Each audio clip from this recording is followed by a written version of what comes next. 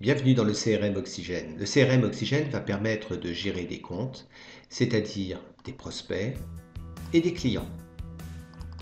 Pour chaque compte, nous allons avoir plusieurs critères, s'il s'agit d'un client ou d'un prospect.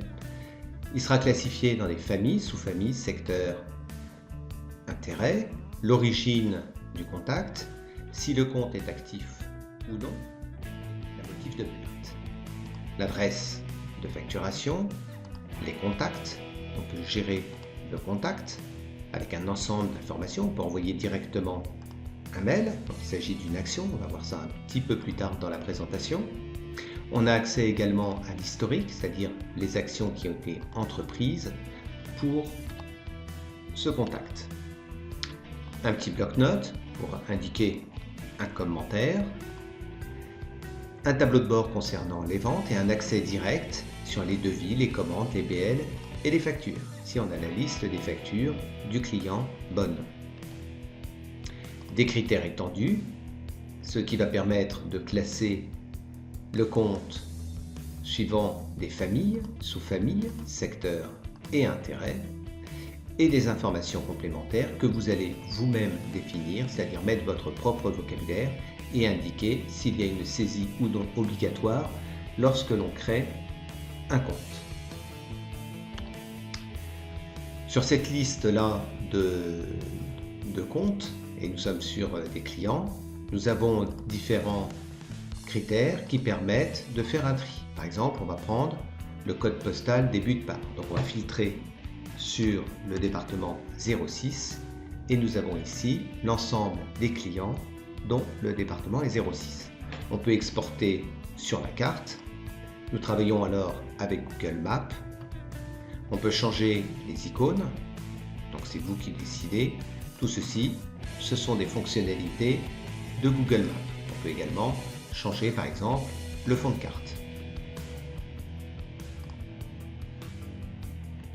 Alors le CRM Oxygène permet de structurer sa démarche commerciale, tout simplement en réalisant des actions. Donc ici on a un historique d'actions, on peut reprendre notre client au bonheur du bois et ici on a les actions du client. Pour en créer une, c'est extrêmement simple. On va indiquer le type d'action. Par exemple, on va faire un rendez-vous. On va indiquer l'heure de rendez-vous, par exemple 10 heures, et la durée qui est prédéterminée dans la fiche action. Donc ici, on a le détail. On peut le modifier directement ici.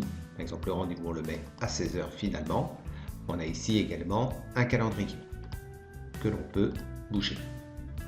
Des informations complémentaires, pareil, vous les définissez vous-même, ce sont des critères libres, c'est votre propre vocabulaire que vous allez intégrer dans le logiciel.